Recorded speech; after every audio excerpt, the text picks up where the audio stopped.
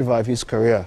The Catalans are expected to cover all of Rashford's wages during the proposed loan, although they're currently unable to register the forward due to La Liga's financial rules.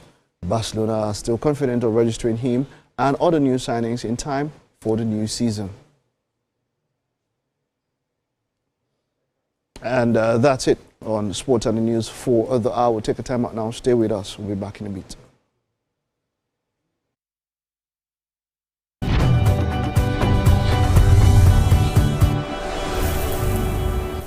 I left my daughter in the care of a governess. She is white. Mariana is well aware she can't be associated with those people.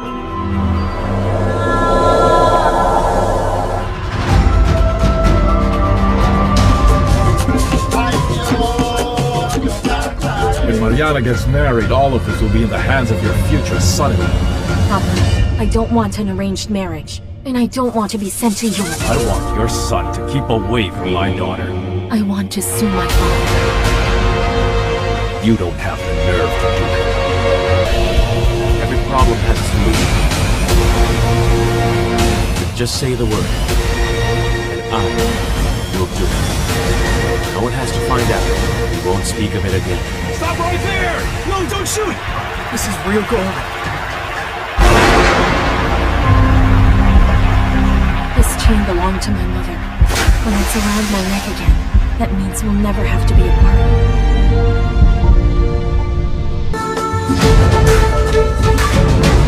Watch out!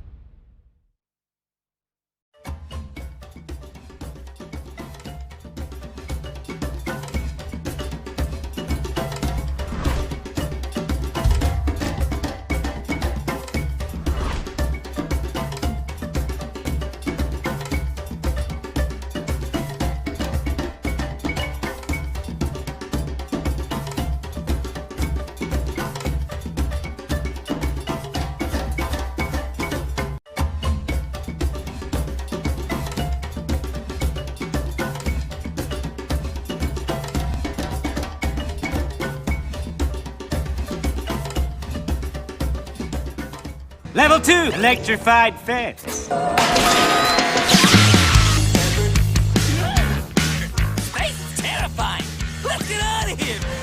Hey Nick fam! Remember, Nick on TVC is your one-stop for engaging children's shows like El Tigre, Paw Patrol, SpongeBob SquarePants, Kung Fu Panda, and lots more to keep the kids glued to their screens.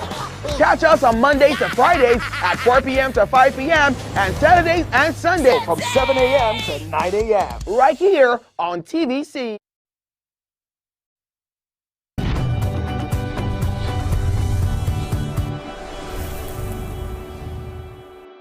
All right, guys, it is time for some musical performance. Now, we are joined by Steady Boy, whose music takes its influence from Afrobeat, Afro swing, reggaeton, and so many more. Like, we're super happy to have you here in the studio. How you doing? Yeah, I'm doing great. I can tell you're doing great. I love the swag, I love the energy, I love the vibes. Thanks, man. You know, it's giving me some Yankee. You just came back. You know, it's cool actually. Right now, it's cool. It's cool. It's cool. Yeah. All right. Now, Steady Boy. I like that name, but tell me why Steady Boy. I mean, we have Burner Boy, we have Rude Boy, White Boy as well. What's going on? I grew up now. I'm grown now. I think I'm grown now. You're probably I picked that boy when I was because I've been doing music for like all my life. How long? How many years now? 14 years. 14 years. Yeah. Woo, that's a wow. You can actually take a class on music and tell people different things. Yes. Well, I can say a lot. All right, so let's talk about the song that you're performing right now. Yeah. So far, so good. Tell me about that one. What's it about? Yeah, that song. It's like a compilation of experiences. Because I haven't dropped any song for like 2 years now. Wow. Yeah, so for me to okay, I'm bringing something really new now. You should know that it's a compilation of a lot of experiences, and lessons. When you say experiences and lessons, tell me the biggest highlights for you this year so far. What has been the biggest highlights in your career or in your life in general this year? Well, I'll say what actually like really got to me and changed me is the war in Ukraine. You know, because I was in Ukraine At the time? at the time wow. of the war. Like bomb was Wow. flying over my roof for real. I was in Kyiv. I was staying in Kyiv at the time. Man. So, you know, when you see a lot of violence, a lot of chaos, you got to appreciate peace for real. So, Wow. I would say for me to be able to get out of that situation at the time and, you know, still. I mean, it's a blessing. It's a blessing that you're here. Yeah, because we were jumping train, we were jumping flight. It was crazy, you know. Wow, Being in a war zone. that's huge. So I think that's the highlight of my life. I think that's the highlight of. I can imagine. You I know, can imagine. I yeah, can it imagine. made me realize and it made me appreciate living. Imagine. You know. I mean, with all the things that you've probably experienced, the highest I've gone through is with mosquito, just trying to, and then you have that. Wow. I cannot wait for you to actually perform, Steady Boy. Please give us something great. So far, so good. Let's enjoy I'll do it. my best, All man. right, let's go. Let's go. It's time. Can I think so?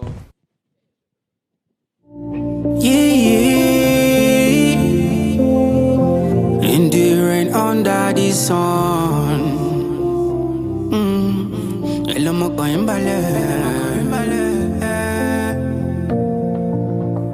come on, give me love, no pretending. Give me another girl, she not spending. Rest your mind, rest your mind. But you not gon' feel it. Say my gon' kill it. Why? A daily light. But you don't make a bad man sober. Me, I know they think otherwise. Money, they my man, I know my sofa. I so far, so good. Money, they my man, I know my sofa. Oh, yeah. Rest your mind, oh. So far, so good. So far, so good. So far, so good. So far, so good. So far, so good. Rest your mind. So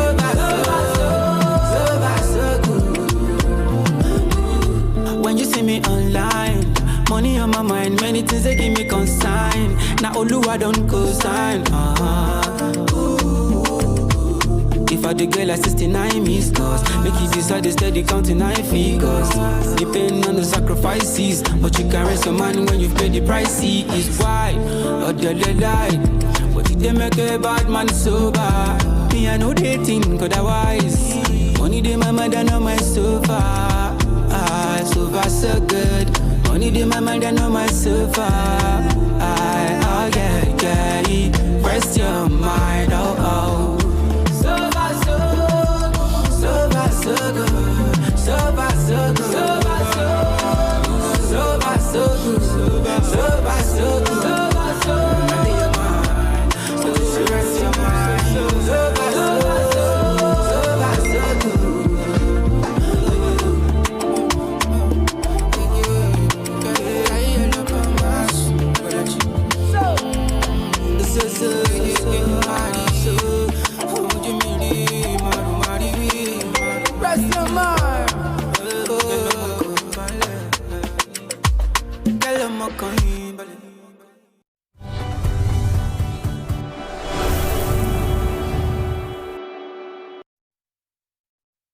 The time has come to experience the power of faith, music, and praise. This is the Max Urban Gospel Chart Show.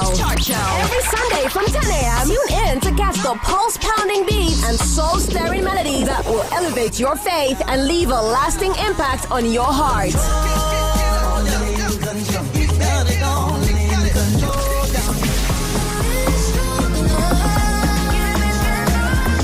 The Max Urban Gospel Chart Show.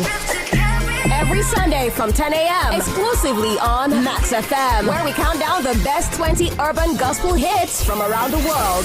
Get your praise on. You're my provider, you're my provider.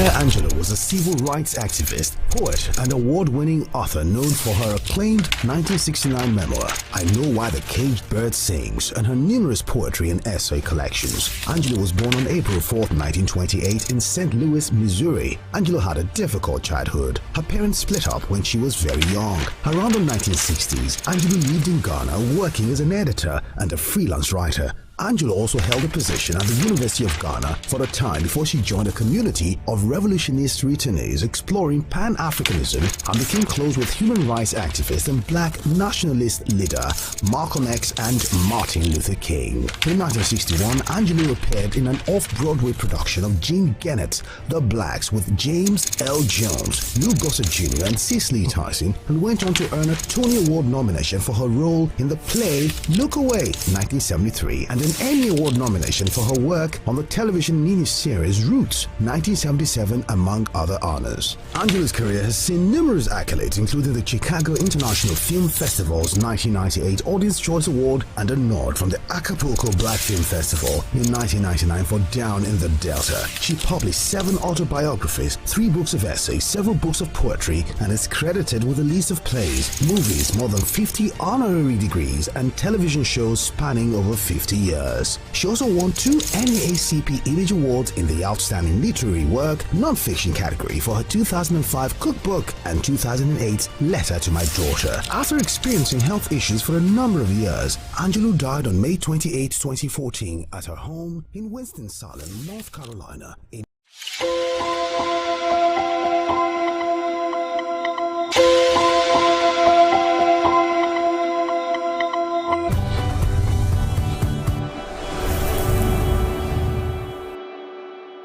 All right, welcome. What's up and about?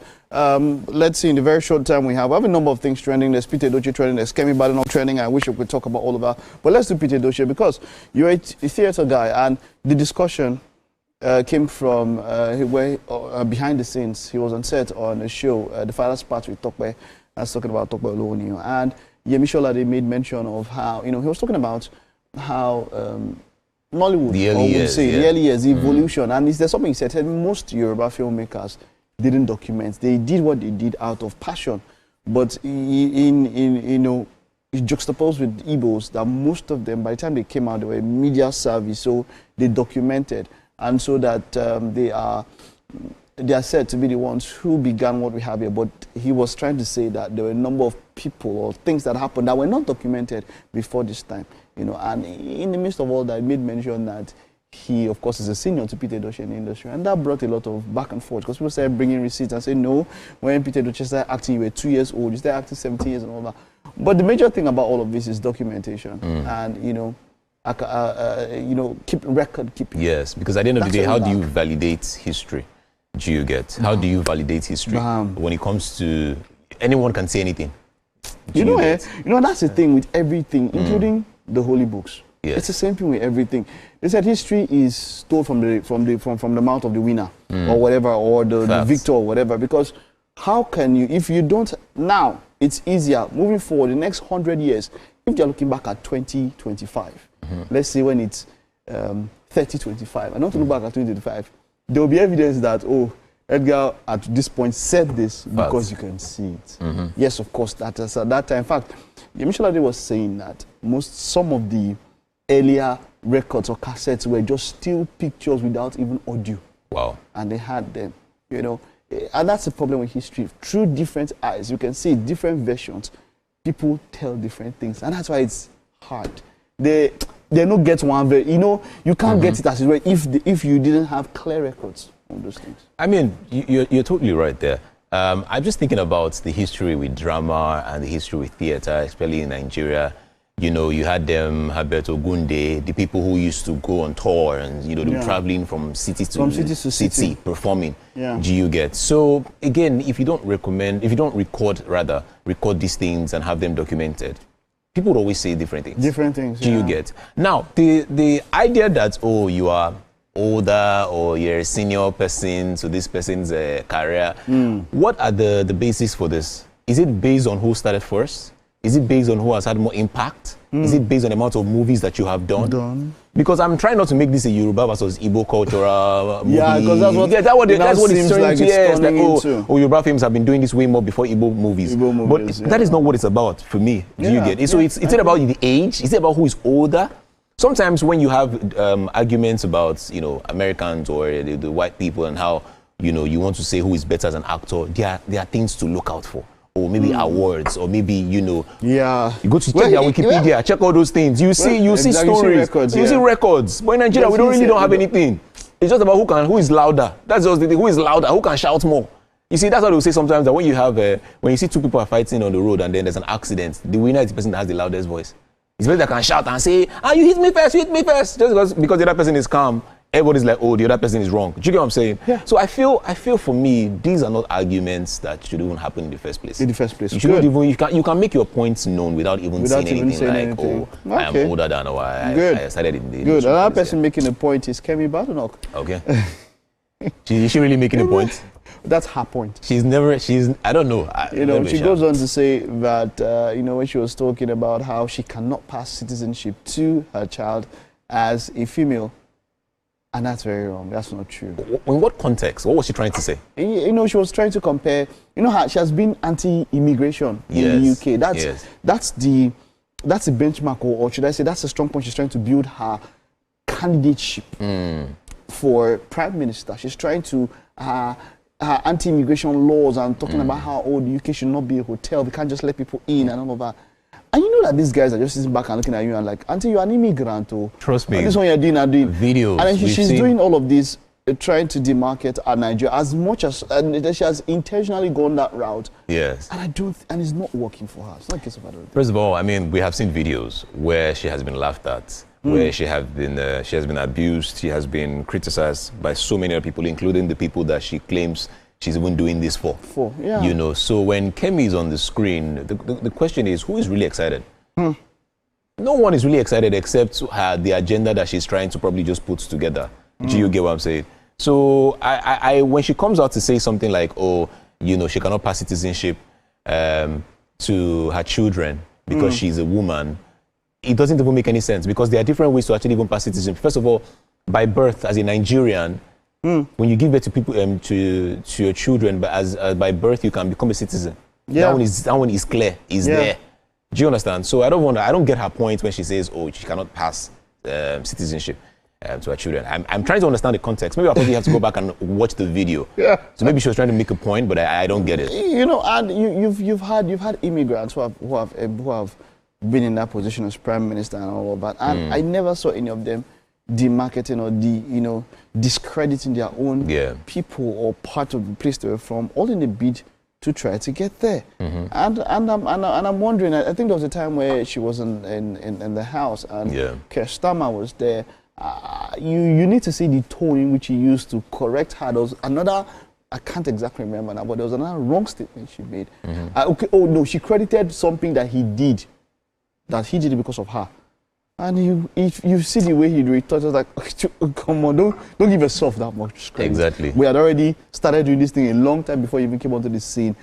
And it was quite obvious. And I think that you are at this point where you've done quite well. You're going to lead a party in the UK from roots in Nigeria. That is commendable in some ways. But you see that next step, doing it this way, you are not going to. It's not, because someone once said, look, if I am loyal to you and you saw me disloyal to somebody else, and then you are thinking, if you want to go higher than me also, what's stopping you from being disloyal to me? Facts. So in her case, that will count against her. Yes, it will. Yes, definitely it will. All right, well, do we still have time to take any other that's all. I think the only thing I will probably just ask is, I saw on social media, I was going through X yesterday, and I think the question is, when is it okay to lie? I saw that, and for some weird reason, I was like, is it ever really okay to lie? Did you get that? Sometimes it's okay. When is it okay to lie? I used to mention that most of the time people lie because of fear, and that is not absolute. Okay. People, that one is one part of it. There are times that they lie to help you, to save your costs. There are different reasons to. I feel like when you know what DNA has done to this country. Fact. I think for me, there are like two major reasons. Okay. The first one is it is okay to lie when someone's life is at stake. Okay. Do you get? When you know that your lie would save someone's life, it is okay to lie. The second reason to I'll lie if you save someone's life. For example, now they say, okay, was she the one that did it? And you know that if you say yes, they will kill the person. You just say no. You understand? And then the second reason to lie for me is when you know that the person cannot handle the truth. When you know that the truth will probably just lead to something worse, it's okay to lie. This thing is deep here. If we start going into you know why? Guess what? You get back from home, maybe you went out or something, and then your babe says, wait, just where are you coming from? You know, if you tell her where you are coming from, it will lead to one major issue. I mean, I'm truthful. I always do. I don't know about Lamba Master. I don't lie, yo. Lie. July no lie, guys. You don't hear anybody with a lie talk say I did lie. Where does it happen? All right, well, that's it on What's Up About. Just let us know what you think about the topics that we took on the comment section. We'll take a time out now. We'll be right back after this.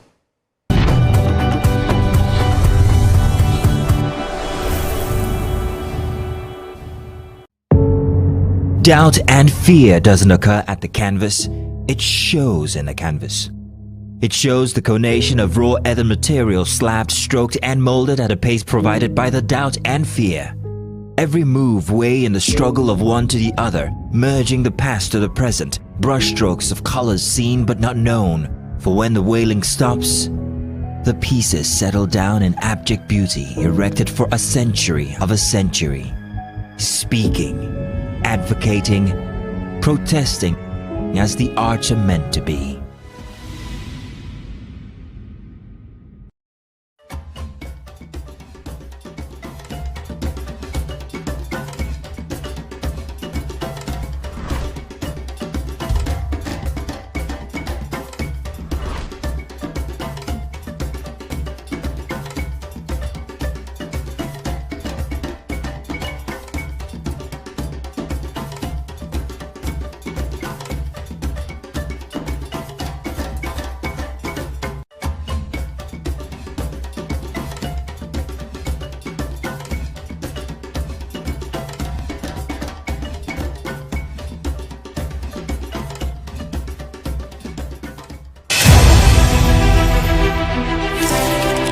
Yaa Ashantewa was born on 17th October 1814 Bisiase, present-day Ghana. The daughter of Kwaku Ampoma and Atapo, her brother Afrani Panin became the chief of Edweso, a nearby community.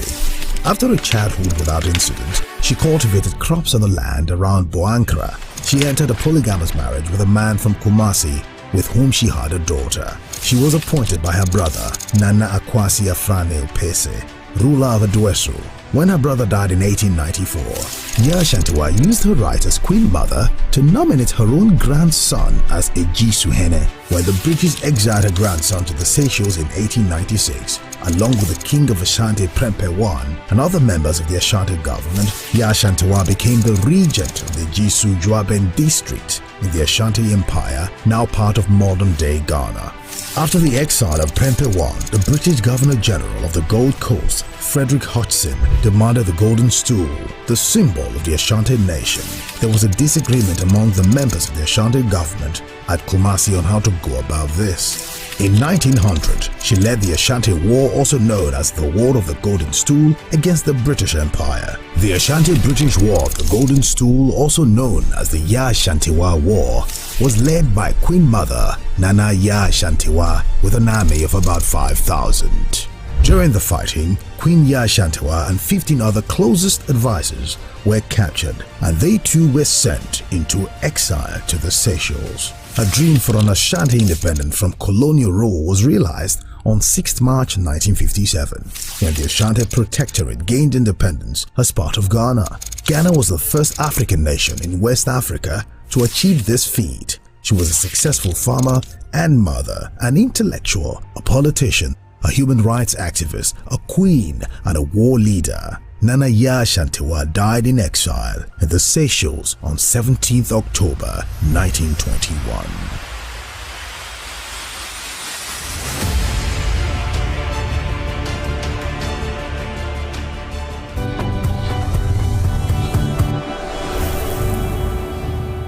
All right, it is time for book chats. Now, our book in review today is Sea Breeze, a captivating work of fiction that seamlessly blends the elements of Nigerian and Irish folklore, written by Michael Enyaru. How you doing, Michael?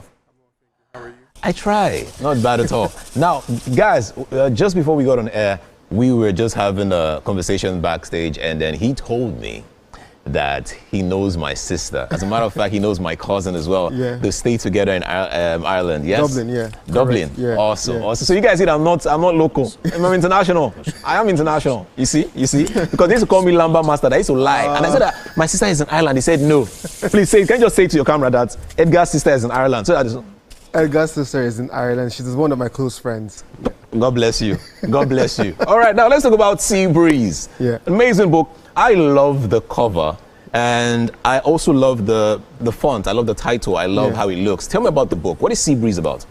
Sea Breeze is about twin sisters, Amen and Iska, who grew up with their single mother, Are, in Ireland, Dublin.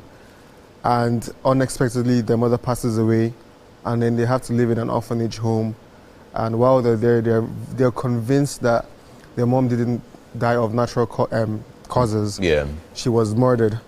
And then they try to find out what happens, and then this sets a chain reaction of adventurous events that then go on to shape them in a very significant way. All right, so Sea Breeze is about grief. It's about found family. Yeah. You know, it's a story of twins, sisters. Yes. And then they have powers, or, you know, one of them has powers, which is quite interesting. And then I think one peculiar thing about the book is the eyes. Yeah. You can tell from the cover of the book that, you know, there is something about the eyes. Tell me about the eye of this young lady on the one on, this is Ame. Yes. That's Amen. Yes, so tell me about the eyes, please. Her eye is basically, because as you've alluded to, they have abilities, and there are physical manifestations of those abilities, and for her, it's her eyes. Other characters also have other physical manifestations, like long hair, being smart, being super athletic. It's almost like when we see people who are like geniuses, or like who are able to play, like someone like Messi, the footballer, we just think he can play football, but maybe underneath he's actually not a normal person. Maybe he's an alien or something. So that's just a physical manifestation of her ability, having her eyes like that. Yeah. All right. So the story doesn't tell us so much about her father, but we hear from, you know, when we read, we understand that she lost her mom at some point after she has discovered some certain skill and talents or you know, powers that she has. Yeah. But I'm just wondering here, where did that come from while you were writing? You know, the story of grief and the story of a young lady or children who have lost their parents one way or the other. How did that affect you emotionally as you were writing? Where did that come from? Oh, that's a good question. I've had to deal with grief myself in my family. Okay. I've lost aunties and uncles to illnesses, natural diseases, and I tapped into that. And when I lost my relatives, it was those were really like down moments for me, emotional moments for not just me, myself, or my family. Yeah. So I was able to tap into those memories and use them to, you know, channel that into my book. So it wasn't just anything made out of thin air. It's literally my lived experience and just putting that into words, but in a different format for different people. So I was able to tap into that. Awesome. Yeah. I can also see that the cover is well animated. I'm just probably wondering, who are the target audience for this one? Who are you trying to target with this book? With Sea Breeze, I'm trying to target 13-year-olds to 21-year-olds. Oh, more like early teenagers and then... Yeah, tweens and teens. And honestly... I can read this, yes? Anyone can read this. Like, nice. you could be 90 years and you could find something that resonates with you from Sea Breeze. So it cuts across all demographics of people, and it's very relatable. Apart from the theme of grief, what are the other sub-themes that we can get in this book? Sub-themes include like class. Class, okay. Socioeconomic class. What about like power struggle? Power struggle as well. Oh yes, there's that in there. And there's themes of the community and ostracizing people from, you know, a community that is very together and not wanting to get new people in that change the course of their lives. What other themes are in there? There's friendship. Friendship is a very big part of Sea Breeze, and found family. As you know, the twins go on to they go to an orphanage where they end up meeting more people and who are like them, and for them that's something that like is very important. Being able to find a family that's outside of their immediate relatives, and being able to have a shared connection, a shared bond, shared trauma, if you want to call it that even. But yeah, so. And I also like the choice of words. I mean, it's easy to understand, it's easy to read. It's clear for people to really get the picture with imageries and good subtext. Now, speaking of subtext, I also know that you have a challenge happening. Yes. So please tell me about the challenge for Sea Breeze. It's called the Sea Breeze Challenge. Okay. It's the biggest reading challenge out of Nigeria. Wow. So basically, anyone can get the book Sea Breeze, the limited edition copy of Sea Breeze, read the book in its entirety, find the Easter eggs within Sea Breeze. Ooh. There are loads of clues and hints in there that are very hidden, they're very subtle, but you find the clues, find the Easter eggs, mark them down, highlight them, and then note them keep them in a note somewhere. Okay. And then you go on the website, our Sea Breeze Challenge website, and enter. What's the website? It's www.theseabreezebook.com. Okay, seabreezebook.com. Okay. And then you go on the website, you put in your you put in your code, put in your answers, and submit. And one lucky winner gets to walk away with a plot of land in Ibejuleki. No, that's for real. It's very real. Please say that again, just to be sure, because I need to get all the Easter eggs from this book. One lucky winner walks away with a plot of land in Ibejuleki worth 85 million naira. We're partnering with Famous Garden Estate. Wow. And they've been very, very kind to work with me and Sea Breeze. And that's what is happening, and that is what is going on this summer in Nigeria. Okay, so what you're saying is you have all the answers in the book. All you have to do is get the book, and when you read, you get all the Easter eggs and all the subtext, and then use that on the website. On the website. To just get the opportunity of winning that month. Wow, yeah. And the best part is there are more prizes. There's cars, iPhone, headphones, and other prizes. Yeah. All right, finally, just before I let you go, the book talks a lot about superpowers and all the rest. I'm just wondering, if you ever had a superpower, what would it be? And what would you use it for?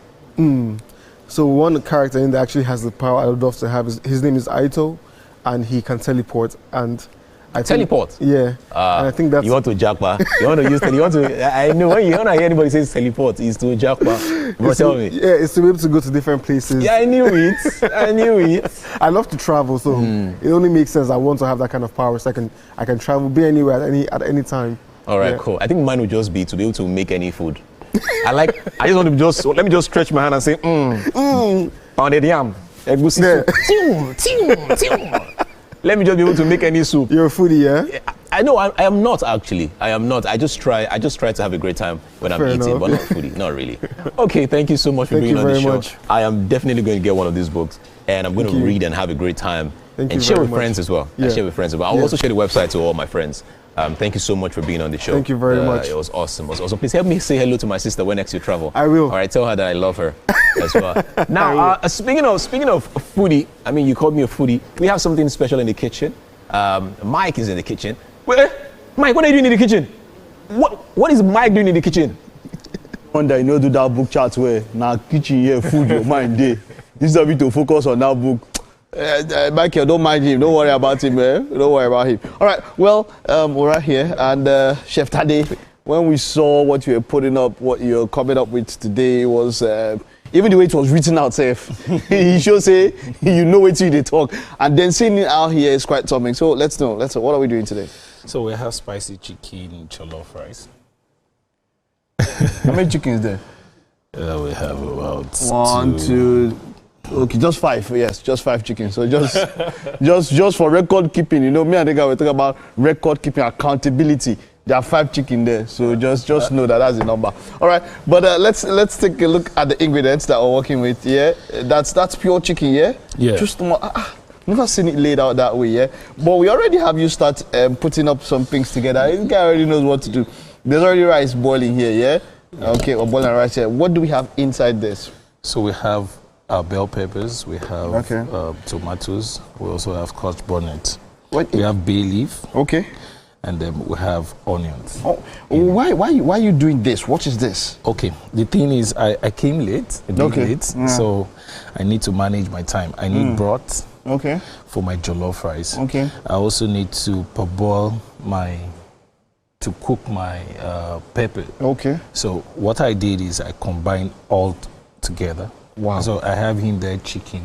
Okay. I have chicken in it. There's still another chicken inside here? Yeah, sure. There's chicken in it. And there's chicken here? Yes. Okay. You know, I need the broth. All right. To cook the jollof. Okay.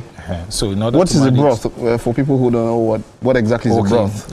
Like a paste or something? No, just the leftover water from okay. What some people call it the stock or whatever. No, not stock. Some people that's what they call it. That when you are done, you put the stock water or whatever. But there are difference between stock and broth. And broth. Okay. All right. Good. All right. So are we going to blend this? Yes, we're going to blend. We're going to blend this. Okay. Yes, and I still need the water to cook the jollof. Wonderful. Wonderful. So in here, like you mentioned, we have tomatoes, scotch bonnet, bay leaf, seasoning, and I also have onions. Onions is also here. Yeah. Onions is also here. This, even without, forget to talk about this looks like maybe the best way to do it. If you didn't do it this way, what other way could we have done it? Then we blend our pepper. Okay, without putting it on you just blend fire directly. Okay. You blanch it a little. What does this do? If you boil it first before blending, what happens? It's always so good to cook your peppers ahead before blending. It tastes much better. Bam! I knew that this thing, the way you put it, I just knew that there had to be something. It would definitely come out better than just doing it normally and all of that. All right. Yeah. Do you do this under low heat, high heat? What for people watching? What do you do? On a high heat. High heat. Yes. For like how long? You know, in here I have my bell peppers. I'm making use of dry bell pepper. Okay. So I need to cook it a while before I blend. Before you blend? Else it won't blend smoothly. Yeah. All right. Wonderful. And okay. All right, yeah. For those of you who are just joining us, Chef Tade, this one is he's fine dining. He's continental. He's local. He does everything together. Whenever you see Chef Tade, look at what you can see there: spicy chicken and suya jollof. Right. Yeah. So those are the ingredients there. For those of you who can take a snapshot and take a look at it and see what we have available there. We've already started working. You know, the funny thing is that we would have only wanted you to take it gradually, but you now went ahead and you've already started doing it. How did you prepare this? Let's talk about this. How did this come out? I prepared this same way the northern people prepare their chicken. Okay. So you make use of chicken breast. Okay. And then you fillet it. So funny enough, you're saying I've never seen chicken suya in quotes done this way. I'm sorry, and I'm going to some of the, they'll normally put the normal suya, they'll do gizzard, they'll do ram and all that, but chicken on, maybe they'll put the skewer through, maybe like the lap. I've not seen chicken breast. I think maybe it's the parts that they use. Okay. You understand? But you're using chicken breast here. It's good to use chicken breast. Wow. Because there it's always boneless. Very true. Yeah, so you just fillet it. Okay. And then you use your skewers. Okay. To join it together. Then you place it on your pepper. Okay. Your mixed pepper, your yaji. Okay. I prepped this myself. So yourself, wonderful. Has this been tested for standardization? Yeah, sure. You can't have. This looks very nice. Yeah. This looks very nice. And then if normally I know that when you marinate it or keep it for a longer time, it even soaks up even more very good. of the juices. What we do majorly is Is this not too hot? Let me get something. Why is this cookware, this particular cookware, why is there no part where... no, it's very hot. It's very hot now. It's very hot. Why is there no part where you can hold it without, like, why is cookware that way? Okay, see, this thing, Titi says she got it from me. No, let's use the one. Why doesn't this particular cookware? So it's said that it's expensive, yeah, but it doesn't have that insulation. Why is this cookware that way? I don't know. Why is it that way? So what do we do with this now? Turn it. Okay. Into, let's look for something. Yeah, let's look for something. So yeah, we're getting all of this set. It is a chicken suya jollof. Chef Tade's special, and he's doing quite a wonderful job here. Like you can see, just take a look at this. There you have it. There you have it. He's trying to put this together to make the broth, and you can see tomatoes here. There's pepper, there's scotch bonnet, there's bay leaf, there's onions. And like I mentioned, this would have a different taste if you blend after this.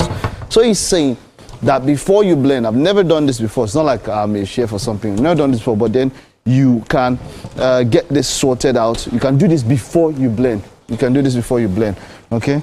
So all right, let's take it there, right? Sure. We're going to get the right set. Okay. While all of this is here. So yeah, there you can see it there. So this all comes together.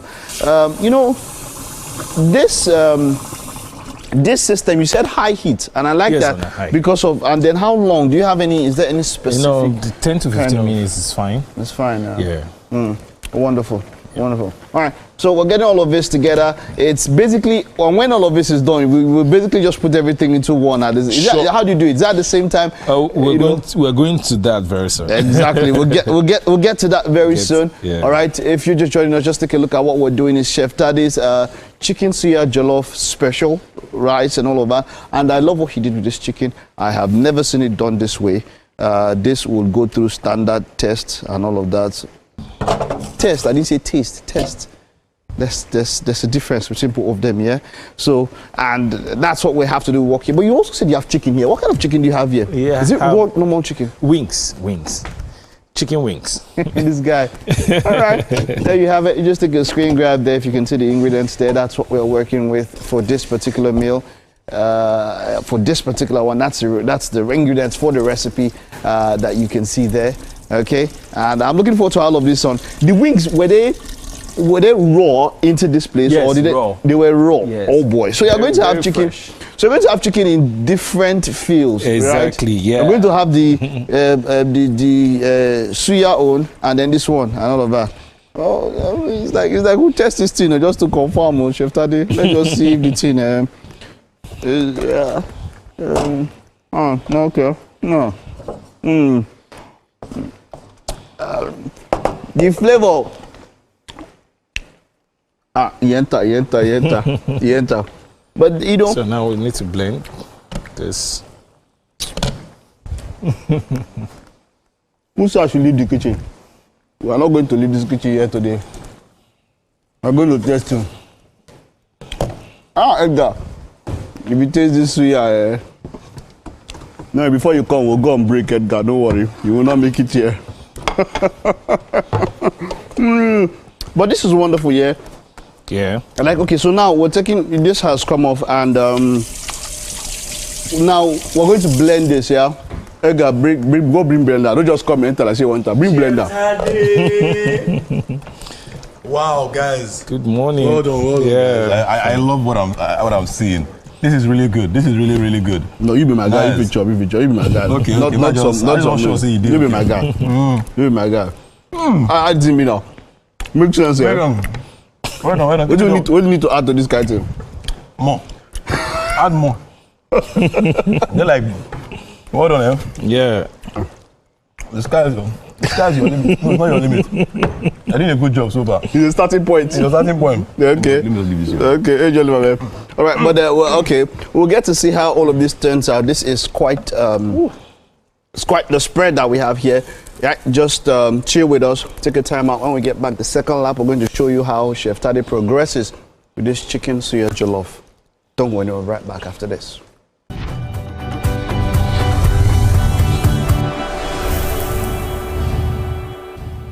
Imagine a country with over 300 plenty languages. Why you go the only focus on Yoruba, Hausa and Igbo? Where we get a common language where they unite everybody from Oga to even Madam sef and every person wey dey for street. That's why we dey introduce you 89.9 Yanga FM, the #1 urban pidgin radio station wey dey unite us all.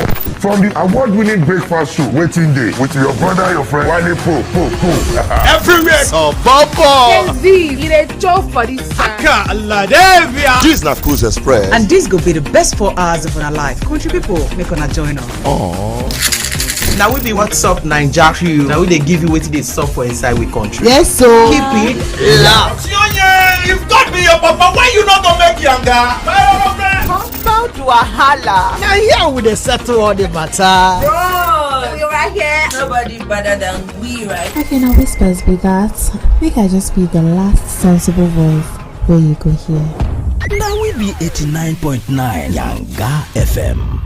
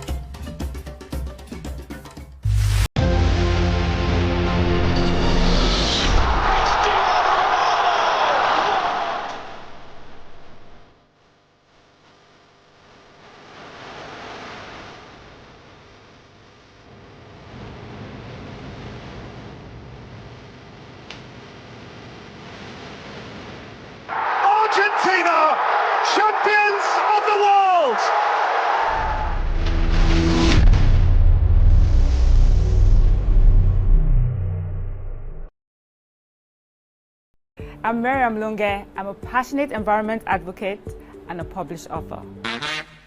I am the founder of Celebration, a businesswoman, and a fashion icon. I am a wealth coach and a real estate developer. I am Amako Arakwe. I'm a corporate commercial lawyer and an entrepreneur. Barkamu da warhaka. I am Ramatu Shehu Oyibo, an entrepreneur and a business coach. I am the voice of an average Muslim woman, an hijabite, and a lawyer. I am a polymath and a serial entrepreneur. I am Murayo Afolabi Brown, Managing Director, TVC Entertainment. I'm a media consultant, producer, and broadcaster. The ladies of your view are made of women from different professions, tribes, cultures, and religion. Join us every Monday to Friday as we share our views on topical and social issues.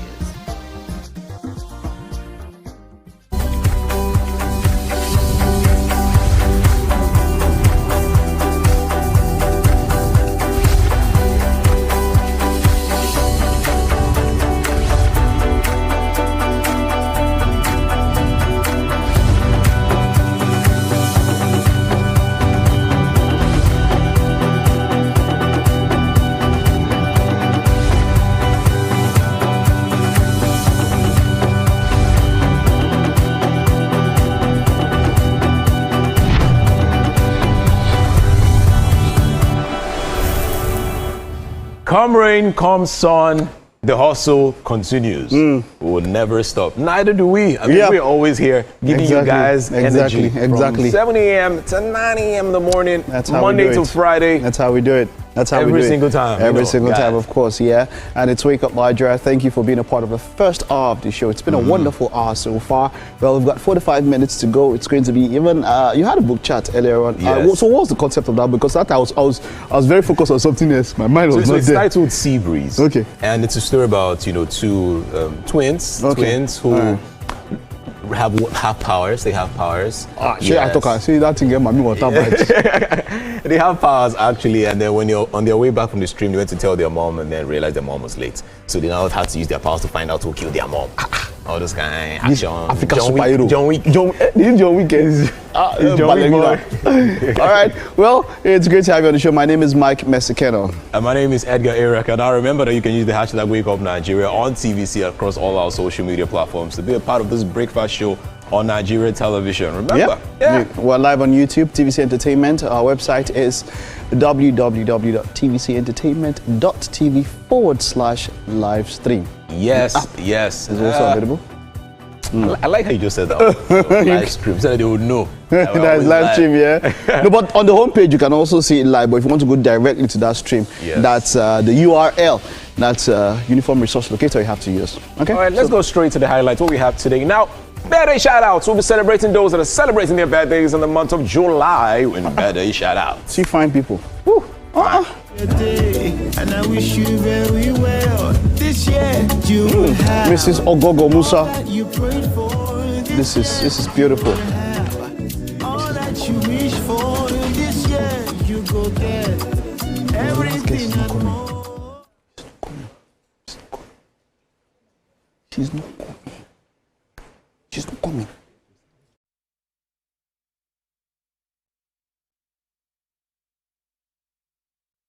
All right.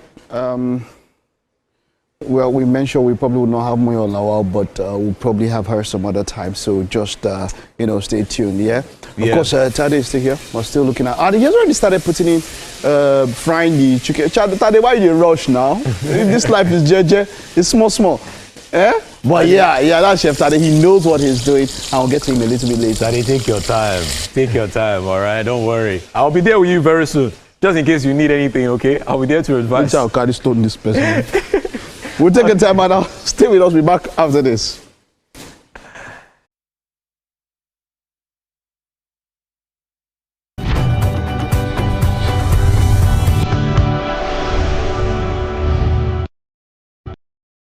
I know if you forget Nigeria, I promise to I am reliable. Oh, I know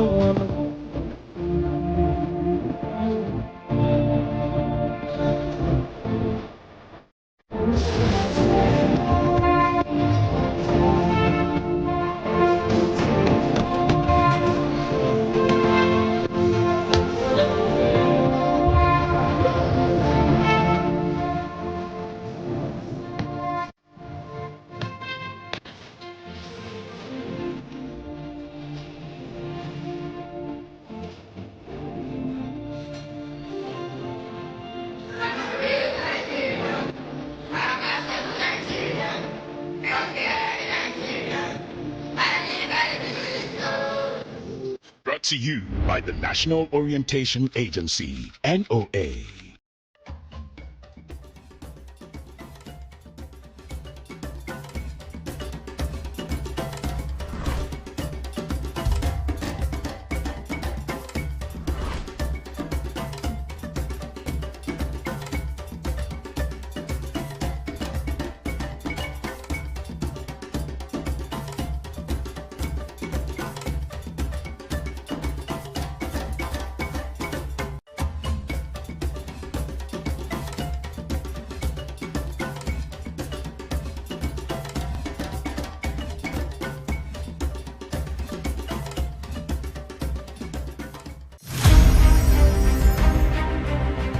Muhammad Ali was born and raised in Louisville, Kentucky on January 17, 1942. His birth name was Cassius Marcellus Clay Jr. He began training as an amateur boxer at age 12, and at 18 he won a gold medal in the light heavyweight division at the 1960 Summer Olympics and turned professional later that year. In his early years as a professional, Clay was more highly regarded for his charm and personality than for his ring skills. He sought to raise public interest in his fights by reading childlike poetry and spouting self-descriptive phrases like float like a butterfly, sting like a bee. On February 25, 1964, at age 22, he pulled off a major upset, defeating Sonny Liston to win the World Heavyweight Championship. That same year, he shocked the boxing establishment again by denouncing his birth name as a slave name and formally took the name Muhammad Ali, which was given to him by his spiritual mentor Elijah Muhammad, leader of the Nation of Islam. For the next 3 years, Ali dominated the boxing arena. Muhammad Ali retired from boxing in 1981 and focused on his religion, philanthropy, and activism. In 1984, he made public his diagnosis of Parkinson's syndrome, which some reports attributed to boxing-related injuries, though he and his specialist physicians disputed this. He remained an active public figure globally, but in his later years made fewer public appearances as his condition worsened and he was cared for by his family. Ali was chosen to light the Olympic flame at the start of the 1996 Olympic Games in Atlanta, Georgia. He died on June 3rd, 2016.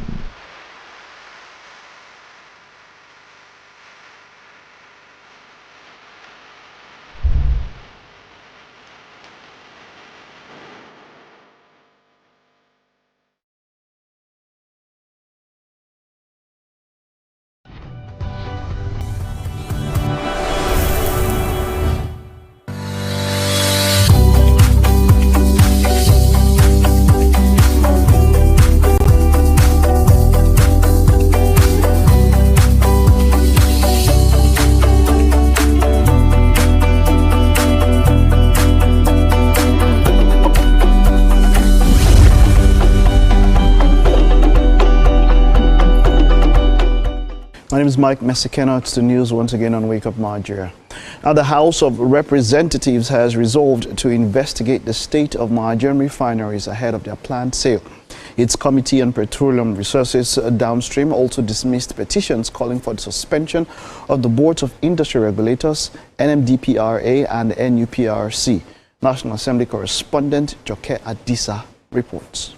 A number of issues are before the Committee on Petroleum Resources Downstream, which it sets out to address. It has now set up some technical subcommittees to investigate some of these issues. They include allegation of Dangote Refinery's planned takeover of petroleum products transportation and retailing.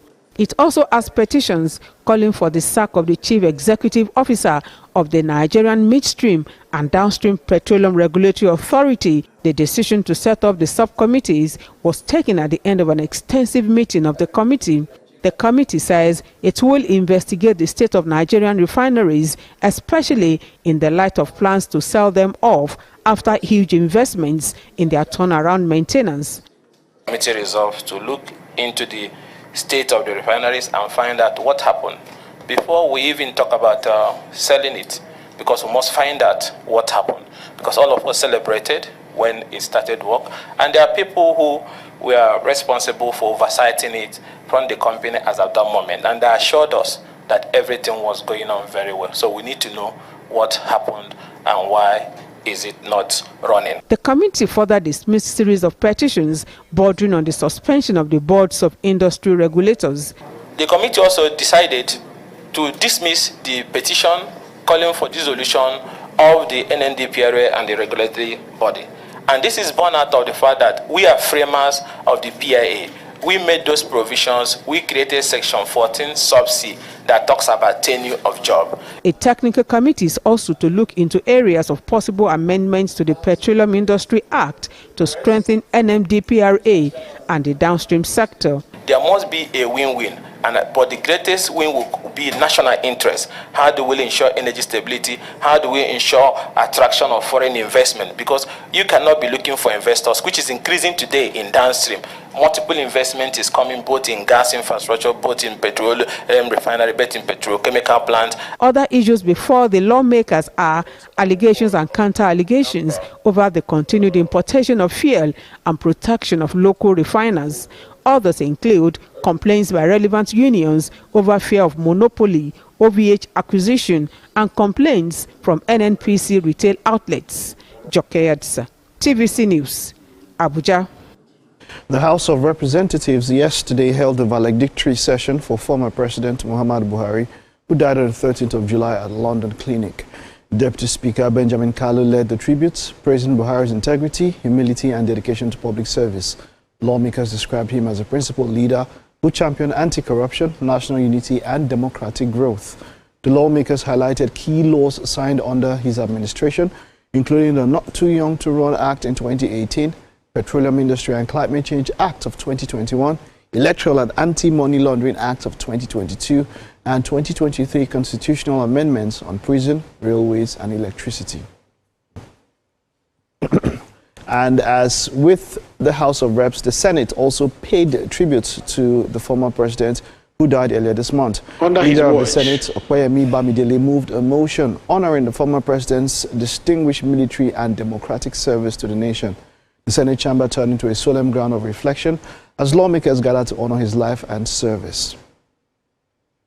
Said was a man of integrity. Not only that, he was a very, very humble person. President Buhari was a man of integrity, a highly principled person who stood by what he believed in, and that was integrity. He never compromised that. Which was the most elaborate and the most expensive state burial we have ever witnessed since 1960.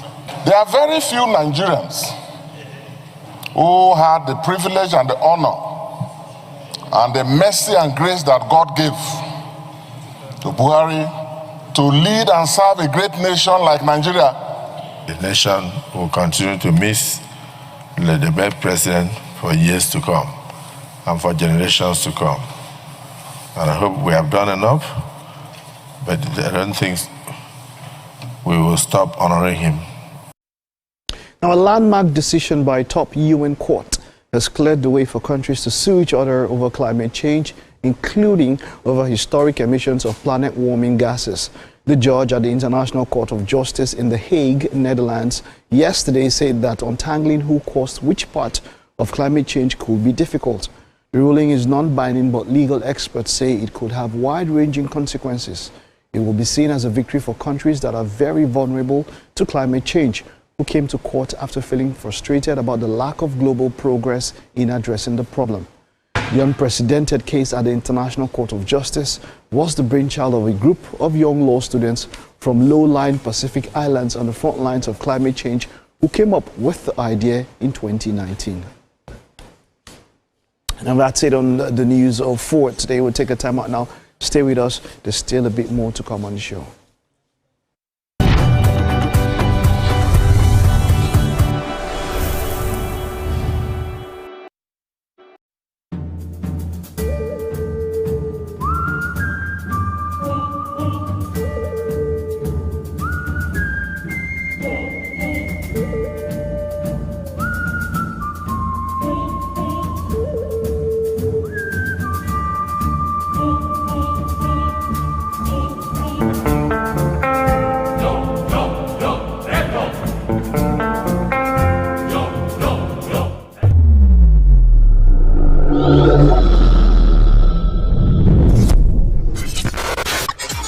Do you think you can outplay me in this game of wits and knowledge? Can you go 7 rounds without flinching? I meant answering 7 questions correctly. How well can you hold your liquor? If you're curious, then join us for the most exciting conversation and games with your favorite celebrities on 7 of 7.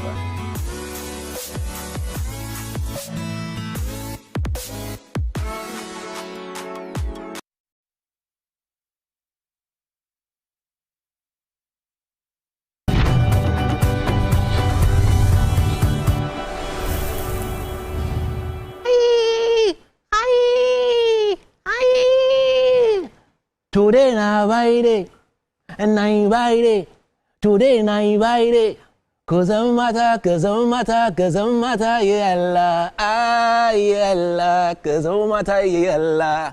It is time for birthday shoutouts. This is where we wish people happy birthday. Hey, now the first one is for Adeokun Oluwatoyin Aderike. 27th of July is your birthday, and this one is coming from Alaji people. Today na Friday. This day is your day, and I wish you very well. This year you will have all that you prayed for. This year you will have all that you wish for. This year you go get everything and more. All right, now this one is for Aderunke Olurombi. 21st of July is your birthday, and this one is coming from Sheun Adewale. Happy birthday to you.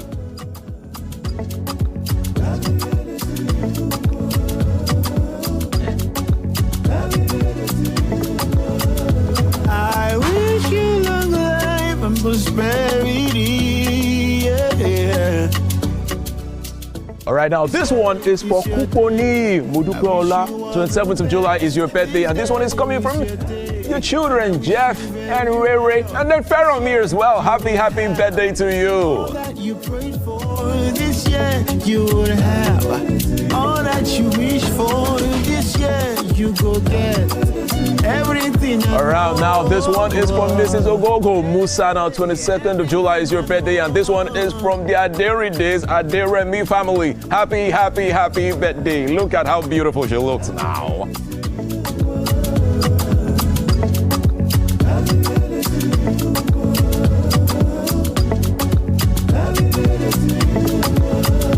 I wish you long life and prosperity. Olajumoke, your mother is wishing you a happy birthday. Now your birthday is 27th of July. Happy birthday from mommy. And I wish you very well. This year you will have all that you prayed for. All right, now this one is for Olamide Beckley. Now 2nd of July is your birthday, and this one is coming from Last Mock Set 04. Happy birthday. If you are fine, you are fine. Forget about it. Everything and more.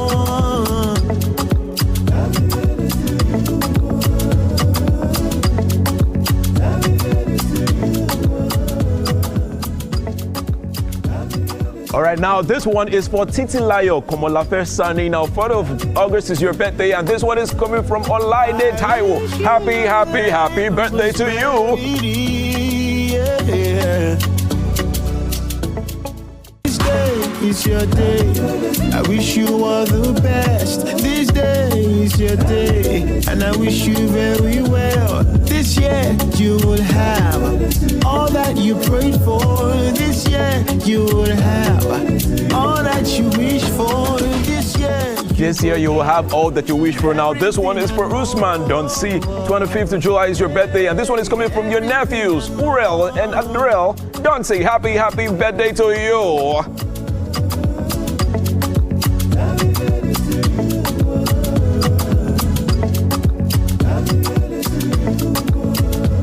All right, happy birthday to everyone celebrating their birthdays in the month of July. Now, happy birthday to my sister as well. July 30th is her birthday. I'm speaking about Priscilla Erica Morgan. Happy birthday to you. I know that you're watching the video from overseas, but what are we saying? I don't want to be saying things, I don't want to start talking about the things that we do now, the royalty, how big we are in our family.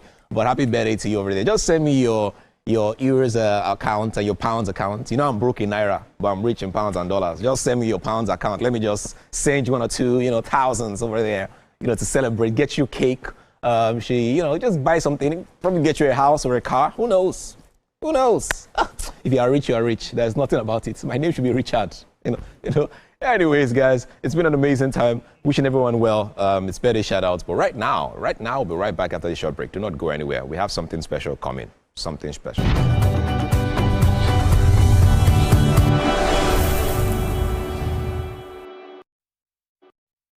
I left my daughter in the care of a governess. She is white. Mariana is well aware she can't be associated with those people.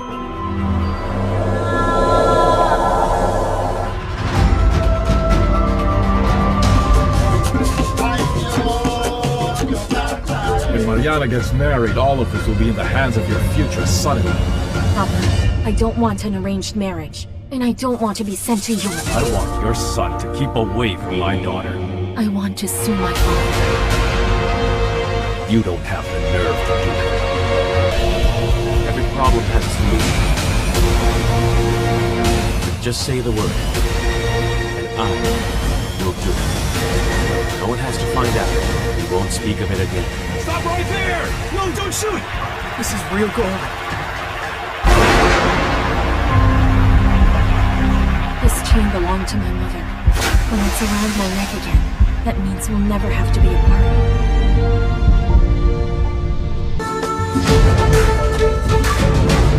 Watch out!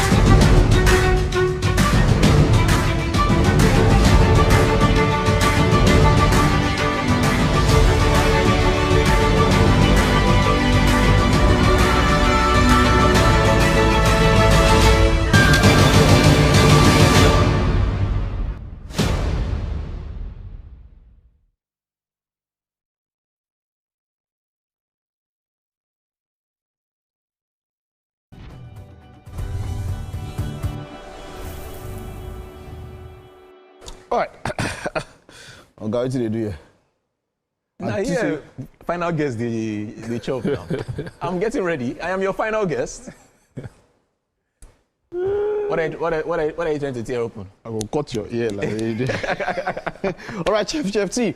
While all of that was going on, Chef T had gone ahead to put this together, and it's gone quite far. Yeah. All right. Let's see. The rice is already in with the broth. But let's talk them over up until this point.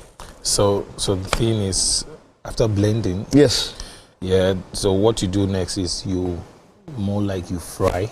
Okay, you fry that broth. Yes. Yeah. Yes. Okay. So the whole concept behind jollof rice is rice dipped in fried stew. Yeah, you cook it in fried stew. So you make your fried stew, add your broth, add little water, boil it, then. So that means that if you say a human being that is using stew, normal stew, with jollof rice, that human being should be scared of that person. Because that person, they are the people that can add jara, they are lamba, number one, they go like. It's gonna be like person if it put stew for jollof rice. Why because jollof rice already gets stew. Yeah. You be like person if you put stew for jollof rice. Is authentication. Authentication. Just to be sure that. Just to be sure. All right, wonderful. But then you did that and you put all of this together and it's already boiling. Yeah. It's boiling. Wonderful, wonderful. So and while all of this, you fried the chicken wings. Yeah. Yes, I fried. You fried the chicken wings. So it's already said. Why this smile? They opened it like. Daddy, can I be honest? Can I tell you something here? I've been on the show for quite some time. And you are one of the best chefs that we have on this show, hands down. No, the wine guy. I know the wine guy. No, the wine guy. It's not because I'll eat anything. It's not because you give me anything to eat. It's not about food. Yeah. It's not because I'm going to eat your food. Yeah. That's why I'm saying all these things. I'm just telling you that you are one of the best. But you don't say all these things. You don't say for me that they fear me because I do. I feel do this thing. Everything feel missing. And nobody go fit do anything. Me and you. Two of us go keep on. No. Yeah, you bad guy. You go do. And sometimes they forget.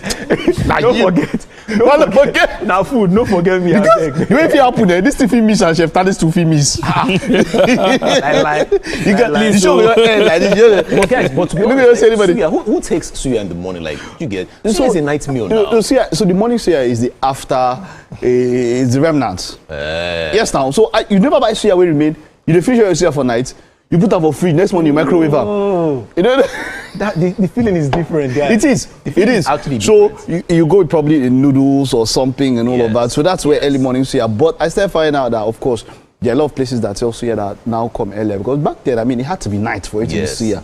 night is part of the ingredients of suya. So I'm wondering how you do suya during the daytime. How does it look like? But no, now you can get suya even as early as 12. Like there's some places, yes, even 10. Say if you get suya, like this suya, it cannot taste like the one you buy by 8 p.m. Yes. It cannot be the same. The deep one is 11 p.m. on. That one just before midnight.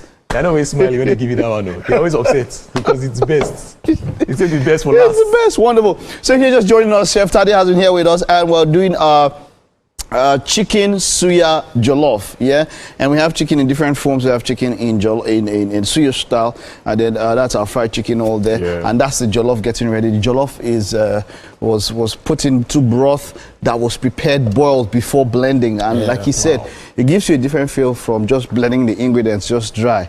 Because the other things when they boil, you know when something boils, the way they enter, it sips in, they enter more than that, you know. So yeah, so that's it. It's boiling now. This is the place that's quite crucial. Yeah, some people tell you that for it to be smoky, that you have to put foil.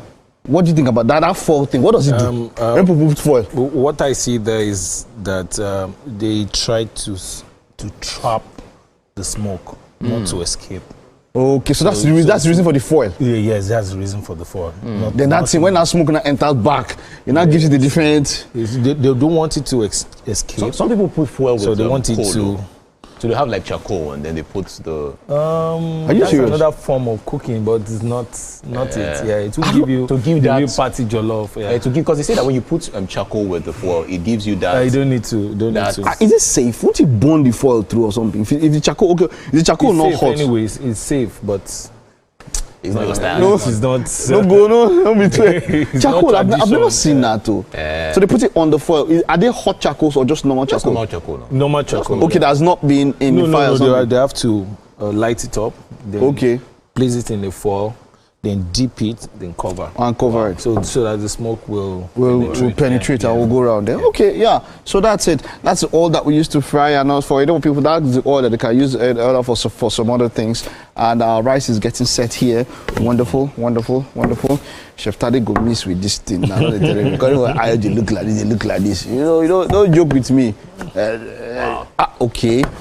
Now, so that's the thing. They should tell us at one point that if you use metal into rice, that it will burn. I don't know if you've ever heard that thing. And that you'd rather use a wooden pallet or something to stir. I don't know. I was told that thing. I don't use metal to stir. To stir the food. They didn't want you to serve it. They said, don't touch it, don't let me do it, don't do it. There are a lot of myths about the kitchen, a lot about it. Yeah, you know that time they say don't use metal to stir. If you use metal to stir, I don't know the food go burn. Man, so let's say they like giving you. And they did not want you to have a taste of that food that day. They just like, leave the kitchen. What should we tell this guy? Don't use metal to stir. It's possible. It is possible though. All right. Okay, so we have a performer here. You want to tell us about that? Yes, we have Steady Boy. Steady Boy is here with us. He started the show earlier on. And he's ready to give us another set of amazing music. We have Steady Boy. Steady Boy, please take it away this time around, okay? Let's go, Steady.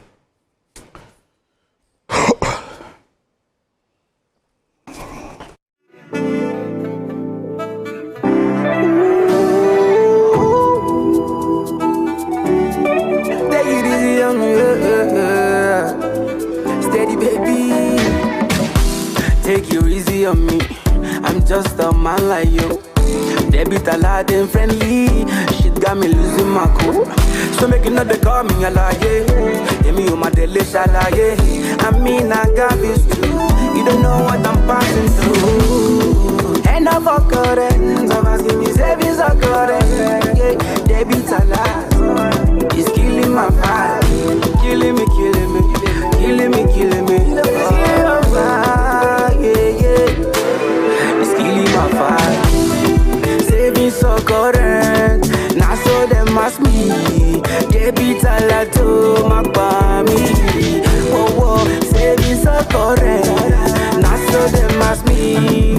They beat a lot to my body.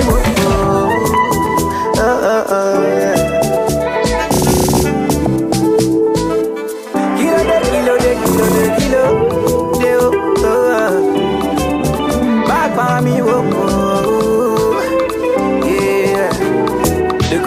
brother from another mother when he set it. When everything to them gone reset it. Table go to them go collect it. I no go forget it. But my God, where they do I'm saying I go resign it. Promise to never relent it. Pass a dollar for my wallet. You go like these settings. Later, steady of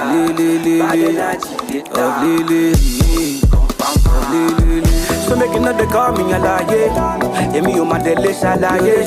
I mean I got the shalaye. You don't know what I'm passing through. Saving so correct. Now so them ask me. They be talato my baby. Oh, oh, saving so correct. Now so them ask me. They be talato my baby. Oh, hey, of lele, steady of lele. It's STG.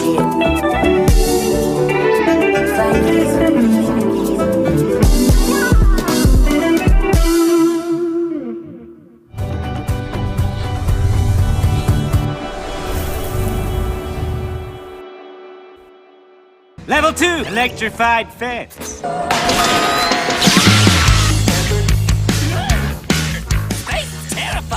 Let's get out of here!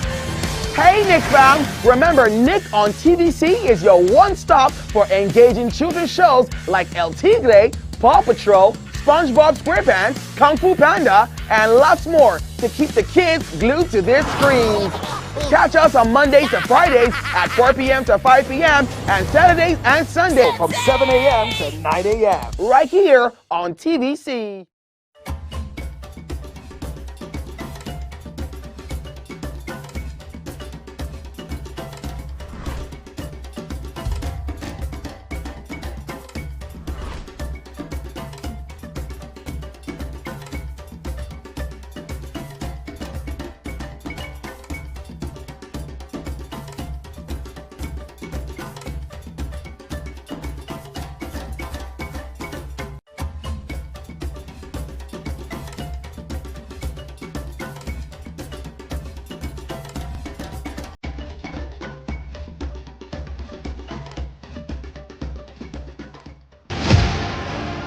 Martin Luther King Jr. was born in Atlanta, Georgia, January 15, 1929. The son of a Baptist minister, King received a doctorate degree in theology and in 1955 helped organize the first major protest of the African-American civil rights movement, the successful Montgomery bus boycott. King participated in and led marches for the right to vote, desegregation, labor rights, and other civil rights. He advocated civil disobedience and nonviolent opposition against segregation in the South, influenced by Mahatma Gandhi. The peaceful protests he led throughout the American South were often met with violence. Nonetheless, Dr. King and his supporters were persistent and the movement gained momentum. Dr. King was a powerful orator. He appealed to Christian and American ideals and won growing support from the federal government and Northern White. In 1963, Bayard Rustin and A. Philip Randolph led the massive march on Washington for jobs and freedom. The event's grand finale was King's famous I Have a Dream speech. 250,000 people gathered outside the Lincoln Memorial to hear the stirring speech.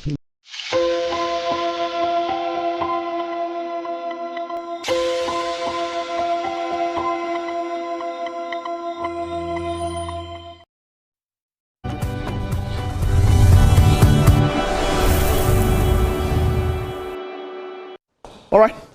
Okay, so Chef Tade is putting this together. Welcome, Mark. And okay, let's take a look at this here. Let's take a look at this. You want to fry this? Yeah. Tell me about it. Tell me about it. For my fried stew, I separated some, so I can dip my chicken into it. Okay. So just for me to dip it, so my chicken won't just be dry, just fry. No. We don't want that. All right, wonderful. Let's look at this. Edgar, you didn't see different styles. So these guys they do all these kind of things. So these styles, and I know most of the styles that you're doing. Yeah. Oh. So I've been cooking for a very long time. And rice is one of mine. July University end though. And no, serious now. July University end. This was, one of my nicknames, JR. Yeah. Now JR they call me that time. JR Alpha, JR, that jollof rice now. Yeah. Now JR they don't call me that time for school. JR, because if I make jollof rice for you. I didn't cook jollof rice. I still have fried rice now. Fried rice. He be like, it's not fried rice. FR. I don't too cook. Hey, FR. JR, they call me JR. He be like FR. But what is that? You look more like a FR than a JR. That's for my family. Family and friends. FR, family and friends. Okay. All right. Wow. But this was also the chicken. This is wings, yeah. Yeah, wings and some other place. Is that the bum bum? What is the best part of a chicken actually? This is bum bum. No, bum bum. Bum bum must have like the fats now. Yeah, that's why people like it. No. That's why people like it. No, for me it's the breast. The chicken breast, yes. Yes, the breast. For me it's the lap. Chicken lap. Yeah. The breast has the most protein. That's the best part of the chicken. No. That's the best part of the chicken. The chicken breast is the lap. Where you have. Can you use lap? Can you use lap and do that suya? No. But I want to hear why. Why is it the lap? Why would you say it's the lap though? Now it has a mixture of the fleshy part and also little fats, so that helps it to taste much better. Yeah. Well, I actually like the head.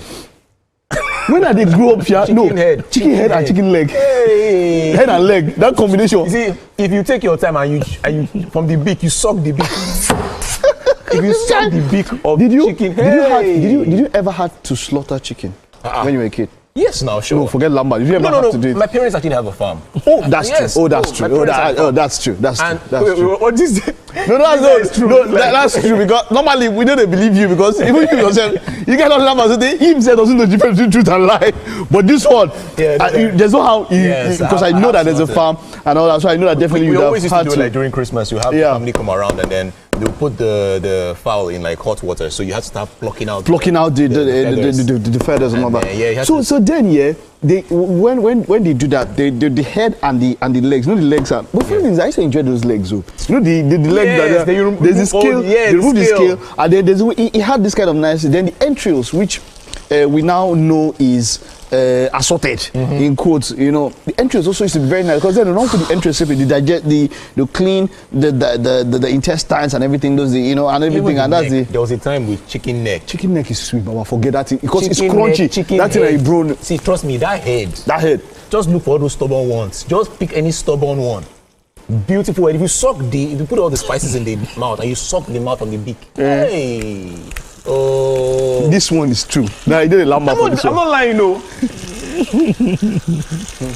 Okay, all right. While we're putting this together, this is almost done. We have something to show you. Yeah, we have a package, right? What's it about? We have something to show you. Let's get to take a look, and then we'll be right back here to wrap it up.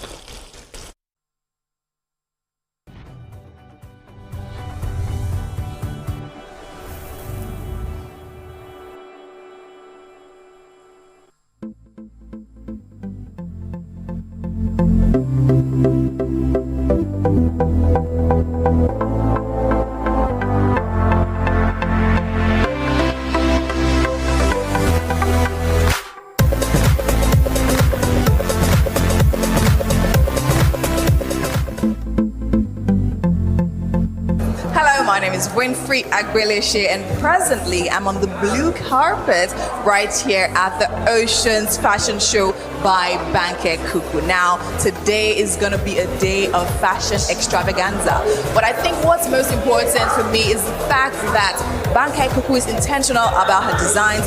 Why? Because today is about sustainable fashion. Now this particular collection, which is a 2024 collection, is literally about the ocean, right, as the theme implies, and this is actually geared towards creating awareness for sustainable environment and of course protecting the environment. I have some amazing and distinguished guests right here on the red carpet. We'll definitely be speaking to them right about now, so don't go anywhere. We'll be right back. We just keep telling more nature stories through, prints and textiles and fashion, and keep collaborating more, keep inspiring, keep growing the industry, also contributing to my community, supporting charities, supporting the environment. We're planning to plant trees. I can't tell you how many, but it's a large number. We're planting trees soon, and we're really focused on contributing to the community, which is really what my agenda for 2024 was. So I'm so happy. on lots of prints. I think that's what I expected to see. And from just looking at the background right here, I can already tell how beautiful it's going to be. Shells, fabric, everything. I'm excited. When I think of oceans, I think about blue, I think about aquatic life, I think about all the colors of the ocean. So I'm just excited to see how she translates all that idea into the pieces, the fabrics. I love Bakekuku, the prints. I'm excited about that tonight. It's been amazing. I mean, like every other business, they have ups, they have downs, they have really big milestones. And I think I'm just really curious to see what the future holds. More me, more depth. I'm just going to see a lot of prints. I'm just going to see expression of sustainability. I'm really expecting to see. I want to see how Banker is going to integrate that into pieces. And then I'm expecting an all-round great show. I mean, last year was super amazing, so I can imagine that this year is going to be even better. My first interaction was in 2022, and ever since then I've been a lover of the brand, and it has always been back to back, and I'm really excited about the new collections.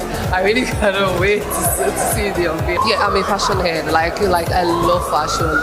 Fashion makes me happy. I'd say Nigerian fashion designers are doing a great job with preserving the environment with their sustainable fashion. For instance, Ekikere, Bakekuku, they're all making outfits from our natural, products like raffia. They're making clothes with natural cotton. They're making clothes from sack. Doing a fantastic job from even this calabash material. So I would say Nigerian designers are in the right direction, taking the right steps to preserving our environment. It's amazing. I feel like also, I think it makes a lot of sense, because, I mean, fashion itself, it's made from so many different fabrics. Like I said, it's fashion is a process, and also in a way it can contaminate the environment. So if she's making stuff that also promotes the environment, it's nice. I think it's amazing. I think it's something that many people need to start doing. When you travel abroad and when you go to other fashion shows, there's so many types of fashion shows like this, or any type of collaborated events like this, and I think it's really, really amazing that she thought of something like this, despite the fact that Nigeria is happening. I think it's amazing that she thought about that, because at the end of the day, this is our home. We have to keep it clean.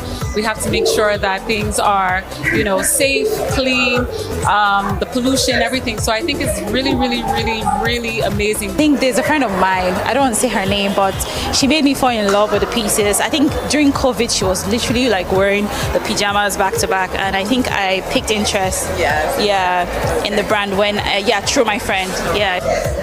I'm inspired by culture, Nigerian culture, and with creativity and craftsmanship, I always tell a nature story.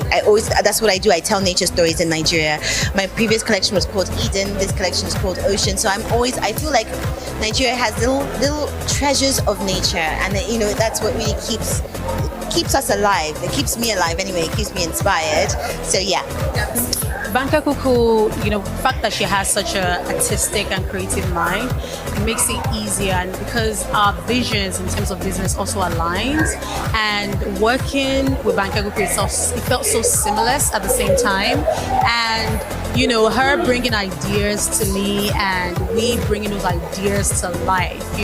She was so passionate about this ocean project, and we just had to make it into a reality and make it a wearable art, but wearable art in form of diamonds, in form of pearls, in form of just elements that you find in the oceans. You find like what I have on now.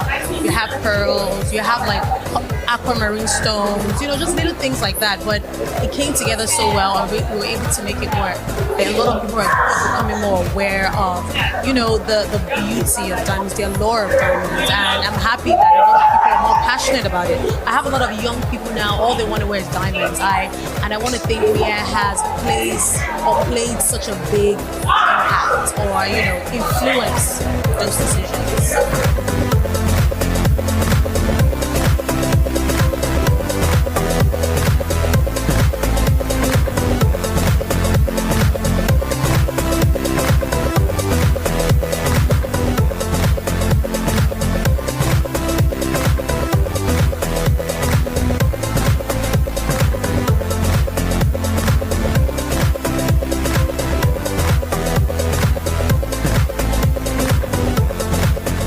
It definitely was an amazing, amazing night of fashion extravaganza. And of course, we just witnessed the Banker Cuckoo the Ocean's fashion collection of 2024. And I'm definitely blown away. The collection will be out on Monday. A lot of us cannot wait for that experience. I mean, we've spoken to a lot of guests. They definitely had a great time. And of course, you saw the show yourselves, at least the highlights. Don't say we don't do anything for you, all right? And that's it right here on this red carpet. My name is Winfrey Agbeleshe. And until next time, I'll see you.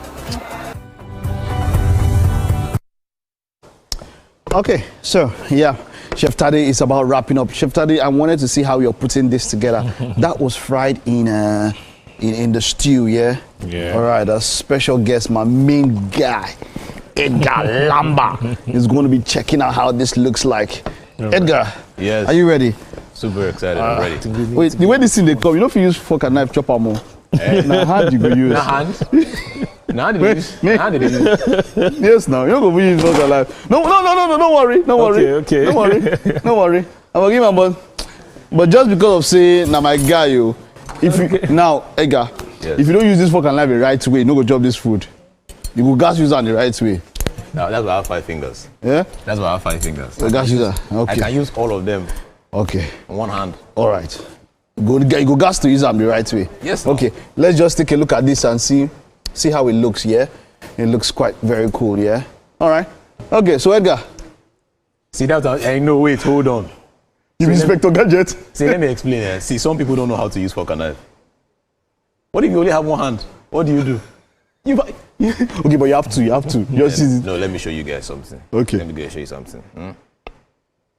Wow, this is lovely, by the way. You never chop and say it's lovely. See Lamba. It's not only about the taste. Presentation matters. The nutrients matters. The look and the smell. These are things that you judge. Okay. I've been doing this for years. I'm telling you something. Okay. Go ahead. Don't look at me. Don't do that. Don't blackmail me.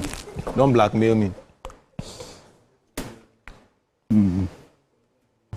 Okay. I can feel rice in there.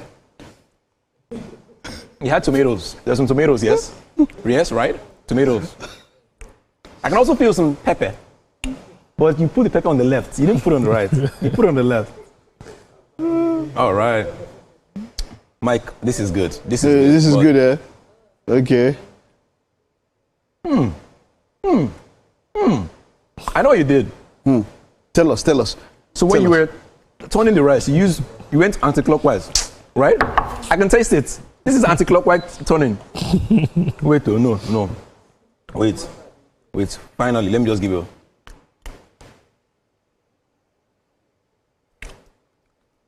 This is good. This is good. Don't cook again. Do not cook again. All right? I'm enjoying I can feel the salivary, gland. Brewing saliva. Taking in all the nutrients. This is brilliant. Where did you finish from? Where did you finish from? Tell me, I want to know. Huh? Don't worry. What culinary school did you finish from? I need to know. Don't worry. You don't have to. Don't worry. Don't worry. That's in worry. It's don't worry in worry. But this is good. You did well. You did well. Thank you so much. To be tell the truth, this food is not good. So that some of you will not come because this food have disappeared. Wait. Oh, no, you know the problem.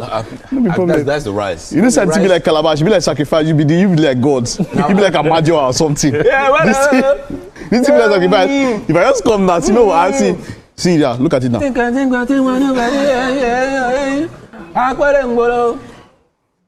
Okay, wait. Drop it first now. Let me share about this now. We've done rice. No, now your food. No, we've done rice. Now your we've food. Done rice. Now your food. We rise by lifting others. It's time to talk about the meat so that we can have our own meeting. Now your food. I don't think I got that. Now your food. We rise by lifting others. It's time to talk about the meat so that we can talk about our own meeting. I feel some. This is good. It's been a great show. Thank you all for being a part of the show, Edgar. That meat is lovely, and of course, Chef Tade, well done. You. That you're always on point. That was quite very good. We'll have to wrap up now. We'll see you tomorrow with a wonderful Friday episode. You don't want to miss that. See you tomorrow. Bye-bye. See you guys tomorrow. Bye.